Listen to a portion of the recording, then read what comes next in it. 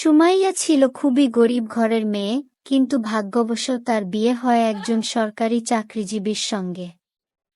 দুটি মেয়ে নিয়ে ভালোই চলছিল তাদের সংসার। কিন্তু হঠাৎ একদিন তার স্বামী এক ভয়ঙ্কর দুর্ঘটনায় তার পা হারান। সংসারে নেমে আসে অভাবের অন্ধকার। সুমাইয়া খুব ভালো আলু পরোটা বানাতে পারত। তাই সে সিদ্ধান্ত নেয় একটি ছোট ব্যবসা শুরু করার। স্বর্ণ বন্ধক রেখে টাকা এনে পাড়ার মোড়ে ছোট্ট একটা দোকান দেয়। প্রথমে কেউ আসতে চাইতো না, কিন্তু ধীরে ধীরে তার আলু পরোটা মানুষের মন জয় করে ফেলে। আজ তাদের সংসার ভালোই চলছে।